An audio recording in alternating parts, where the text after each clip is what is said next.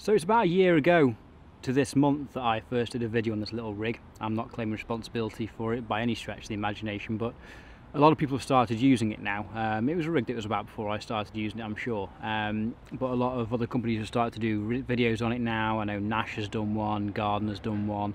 Mark Pitchers uses a very similar rig, but he still uses a swivel instead of the Albright knot at the bottom there. It's my multi-hinge rig that I use for pretty much all of my pop-up fishing. I do use the spinner rig as well, but I always tend to find myself going straight back to this rig every time for some reason. I think I just prefer the mechanics of it. I just like the way it presents a lot better. A couple of changes since my last video, which I've actually addressed in a written blog on the HF Angling website. If you want to go over there and take a look, I'll put a link in the description below. But I made a couple of changes. The first one, being quite an important one, is the hybrid chod hook. This is the Mark II chod hook. Changed ever so slightly since the last one.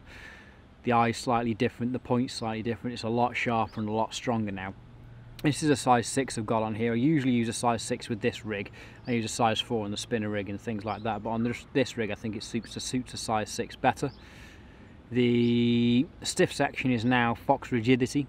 Instead I was using things like mouth trap and other sort of chod filaments, but I use double over rigidity now, which makes it a lot stronger. It really extends the shank of the hook massively, and I think it's a bit safer than the extension that a spinner rig would do, for instance, with the swivel. Still using the pure fill putty on the Albright knot at the bottom, and then obviously the boom section, a little bit stripped back near the putty there, a little bit of putty halfway down or so as well. I'll use this on a leg clip setup, or I'll even use it on a helicopter rig setup, which is my preferred method, but you can use it on any way you want to. Obviously this one's got a little pink pop-up on there that you can see. You can mould that section however you want it, so if you want it a little bit more rounded you can do, if you want it a bit straighter you can do, however you prefer.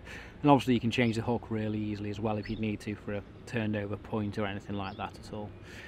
So that's the updated version. It's only a very quick video this time. We all know how the rig works from my previous video. If you haven't seen that one yet, find it, it'll be linked below as well. But here's a quick description of how to tie it, a lot quicker than last time. Have a watch, tie one for yourself and let me know how you get on with it.